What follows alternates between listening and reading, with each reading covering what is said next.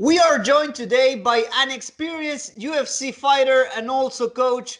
He's maybe one of the people with most visits to the Fight Island this year. I think he might be second right after Dana White. And he's going to be fighting there in a few days when he faces Claudio Da Silva. I am talking about the king of short notice fights, a friend of the house, the one and only James Krause. Welcome back to Somos MMA, man. How are you? I'm good, man. Thanks for having me back on the show. I appreciate it. Well, James, let us know, man. How is everything going on over there? Where are you right now?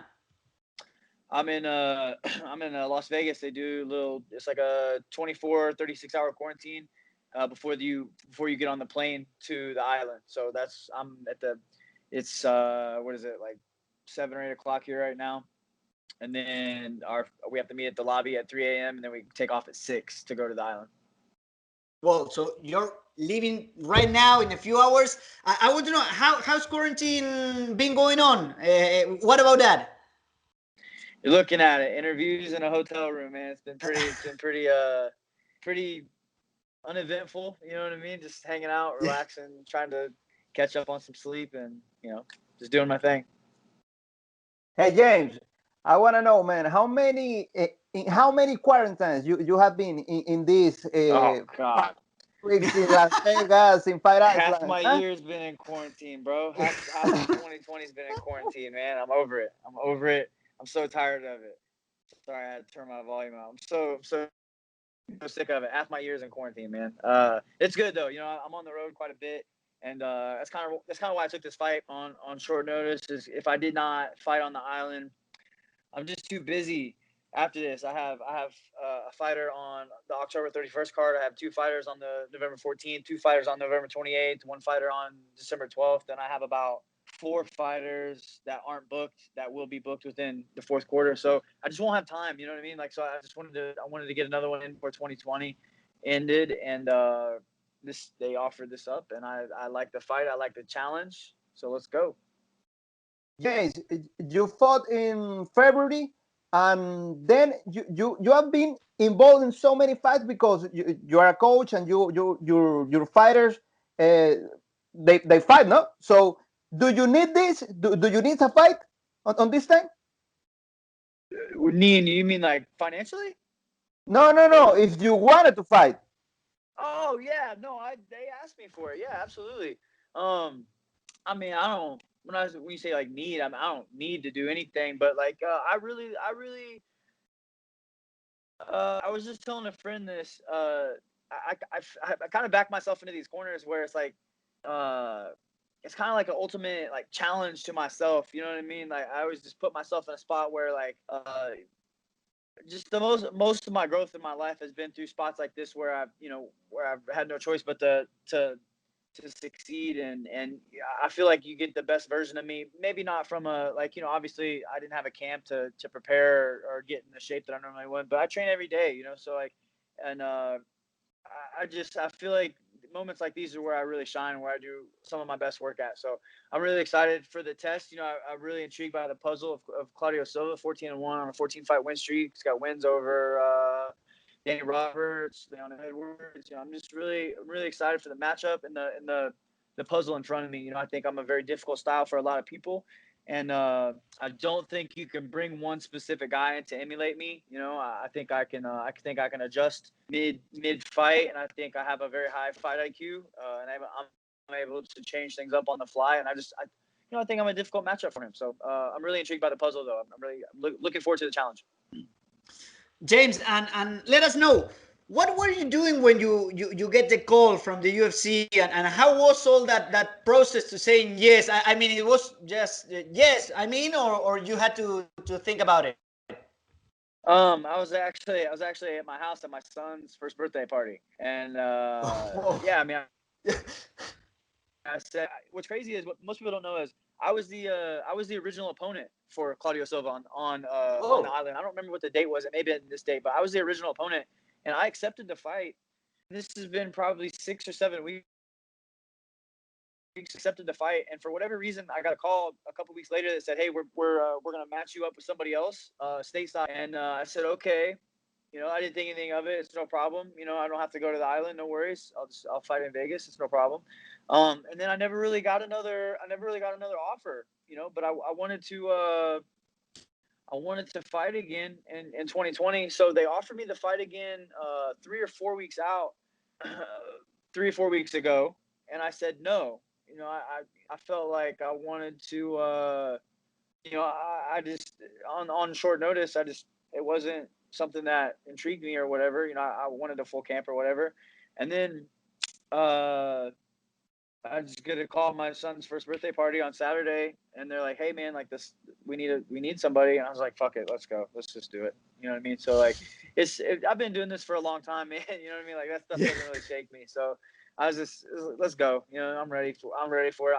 I'm very aware of what I'm up against. I feel like I just fought a very similar opponent in Sergio Moraes. I do think Claudio's a little bit better than him everywhere. So yeah, I feel like I can beat this guy. I really do. I feel like I'm a tough matchup for him. Yes, sure. And how was the reception from the people? Because I have seen a lot of memes on the social media and a lot of people talking about. I'm going to say it plain. Your balls of taking the fight with I don't know 13 days notice. Is that? Well, what do you think about all that? The people talking in the social media. Yeah, they chew it up, man. And I love it. You know, why not?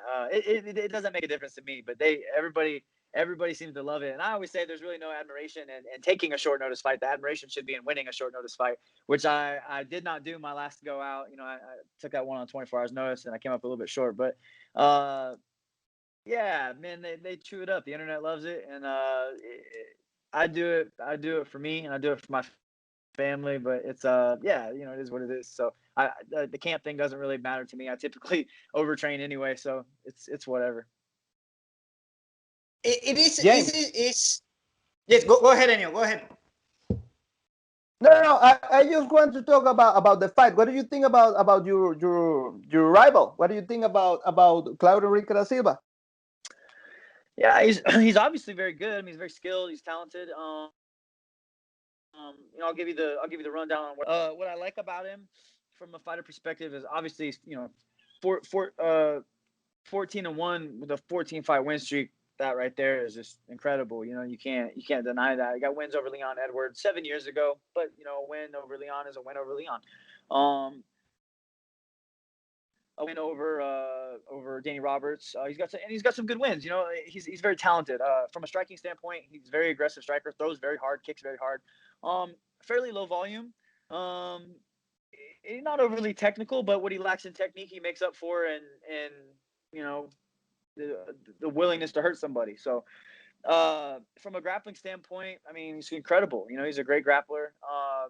Good on top. What I like about him is he's done a really good job blending the Brazilian Jiu-Jitsu with the MMA. He strikes a little bit better than a lot of the Jiu-Jitsu guys. So on the ground, I mean, he mixes his ground and pound in, which. But with that, I don't think his wrestling is that good. So from a striking standpoint, I feel like I'm far superior than him. You know, I feel like he's gonna have a really difficult time finding me. I feel like I've made much more technical strikers have issues finding me. I think from a wrestling standpoint, I think I'll have the ability to stop the takedowns. You know, and I think I shown in the Sergio Moraes fight that I can grapple too. You know, like he didn't do anything to me on the ground. He's a 4-time world champion, has far more credentials than Claudio does, and he couldn't do anything to me on the ground. So, but like I said, styles make fights, all that good stuff. But I feel like I match up well with him. I feel like I can equalize his good things, and I'm better than him in the bad things. Yes, and you already know who's gonna be on your corner? Dawson, Vanilla. No. Mark Montoya. He's my guy that always coaches Okay. me. He's already out there right now. He's had a fighter almost every weekend on it. So he's already there. He's waiting on me, and I'll be there shortly. So that'll be my guy. Okay. Augusto. He froze up. Oh, I I think we lost him. Yeah. Oh no, he's there. He's there. I'm here or not? Okay. No, I was saying that James can also put a mirror on his corner and he coaches himself, right? because he's a coach. So no, I wish it was that easy. Yeah, yeah, I can imagine. I mean, talking seriously, I want to ask you, James. You have twice the experience that Claudio Enrique da Silva has, and also you are a coach. So how do you think this can be a factor on the fight, and how do you think that you can take an advantage from this? Well, I mean, I don't think really coaching helps other than, other than the obvious, just leading up and understanding the game a little bit from a different perspective. But, the experience, I don't think the experience is going to play a huge role. I think where the experience would play a factor is I think his time off is going to hurt him more than the experience. He seems to take a lot of time in between fights, and I do too, I guess. But I don't know that because he it's not like he's not a guy that's going to have ring rust or anything like that. It's not like he's going to start slow. He's going to start fast. He always does. He's an aggressive striker on the feet, and I expect him to start fast, just like I do. I'm ready for all that stuff. Like I said, he's very similar to Sergio, who I fought. He's not as good of a striker as Warley, who I knocked out. You know what I mean? I fought way better guys than him. I've beaten better guys than him. You know what I mean? Like, and that doesn't mean anything. I'm just saying, like, this guy is nothing that I have never seen before, and I'm nothing he's never seen before. You know what I mean? But I do feel like the X factor is gonna be. I don't think he sees somebody like me on a regular basis. You know what I mean? Like, you have to bring in multiple people to beat me. Very few people switch stances as much as I do. Very few people are as well rounded as I am. The awkwardness and timing, offbeat punching. I don't strike when you're supposed to. I work heavy off the lead hand from both sides. I just think he's going to have a hard time finding me. I have good footwork. I think I'm just a very, very technical fighter, especially on the feet. And I think, like I said, on the ground, I'll be able to equalize. But that's, he doesn't think that. And that's why we fight. He disagrees with that, I'm sure. So. James, we know that you don't have much time, but I want to ask you, since you are, as I said, one of the people with most visits to the Fight Island this year, I want to ask you, which is the best attraction in the Fight Island? I don't know. You have been there many times, and you can say, "Man, this is great. This is not so good." How do you have seen the island? I feel like this time around, there's a lot more to offer than the last time I was there. But I did the race cars when I was there the first time, and that was a really, really cool experience. And you would think that you get to drive them yourself, but actually you don't get to drive them. But what's cool about that is the people that drive you, those are their individual cars that they drive on a regular basis, and they drive them professionally. So they have those cars like so tuned, and some of those cars are like just the craziest things to be in. It's a lot of fun. So those guys definitely it's a fun thing to go do for sure. And what about the weather and the time difference? The weather is hot as shit. That's the weather. It was like 118 or something like that. It was hotter outside cutting weight than it was in the bathtub, and that's not a lie. And by 15 degrees, you know what I mean? Like, stupid. Yes, and the beach is that hot. It's really hot. That how people say. I didn't go to the beach. It was so damn hot outside. I didn't want any part of that. Like, I'm not kidding you guys. When you walk out there outside, it is like it punches you in the face. Like, it hits you so hard how hot it is, and you have to go there. But like, it is. I told my guys, I don't want you guys out here. Like, I don't want you out here that long. Like, if you're out there for an hour, that is so exhausting. Like, ridiculously exhausting to be in the heat for that long. Like, I mean, I told my guys, hell no, you're staying inside. That's I may go in the night or something like that, but there's no way I'm going during the day, man.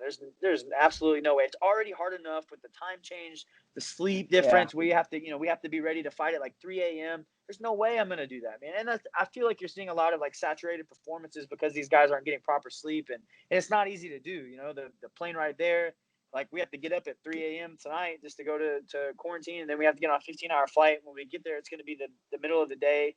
It's just a train wreck, man. it's really tough to acclimate to that in less than a week.